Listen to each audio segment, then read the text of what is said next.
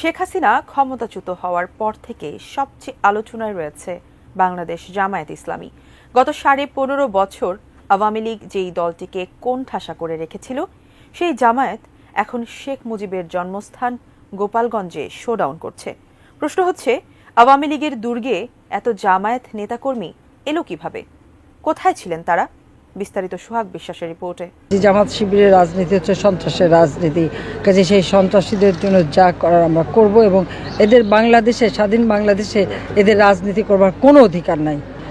আমি বেঁচে থাকতে দেবো না। এবার হবে জামাত ইসলামীর বাংলাদেশ, তন্ত্রমন্ত্র দফা শেষ, এবার হবে আল কোরআনের বাংলাদেশ।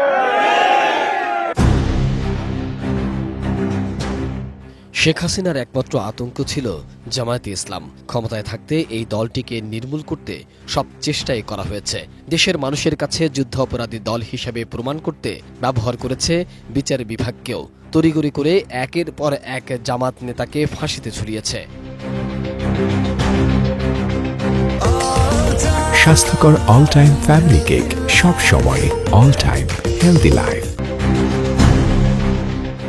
সবশেষ ছাত্র জনতার কাছে তারা খেয়ে দেশ ছেড়ে পালিয়ে যান হাসিনা। যাওয়ার আগে হত্যা করেছেন হাজারো মানুষকে, নিষিদ্ধ করেছে ছাত্র শিবিরকে। নিয়তির খেলায় এখন তিনি বাড়ি ছাড়া, দেশ ছাড়া।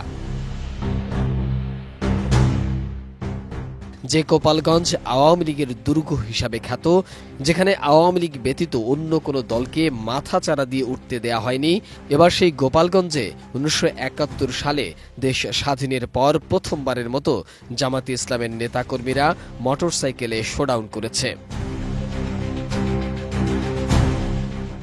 শোভাযাত্রাটি গোপালগঞ্জ শহরের লঞ্চঘাট এলাকার মডেল মসজিদ চত্বরে বের হয়ে শহরের বিভিন্ন সড়ক প্রদক্ষিণ শেষে ঘোনাপাড়া গিয়ে শেষ হয়েছে। এর আগে স্থানীয় কোট মসজিদ এলাকায় এক পথসভা অনুষ্ঠিত হয়।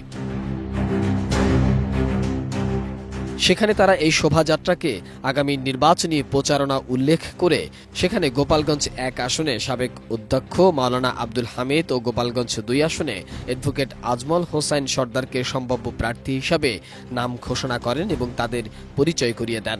এই গোপালগঞ্জ এলাকাবাসীকে আমাদের নমিনির পক্ষ থেকে শুভেচ্ছা বিনিময় করব। এই শোভাযাত্রা হবে।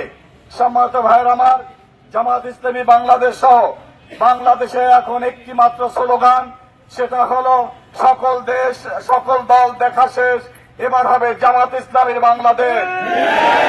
তন্ত্রমন্ত্র দফা শেষ, এবার হবে আল কোরআনের বাংলাদেশ।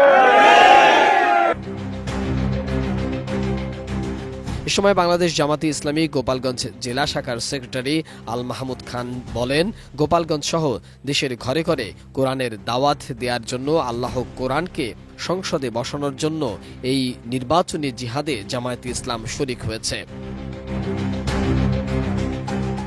স্বাধীনতার পর এখন পর্যন্ত গোপালগঞ্জে জামাতের তেমন কোনো কর্মসূচি দেখা যায়নি।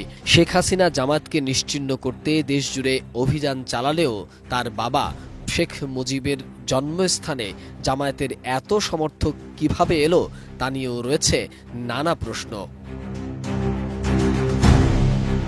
মোহাম্মদ সোহাগ বিশ্বাস, এটিএন নিউজ, ঢাকা।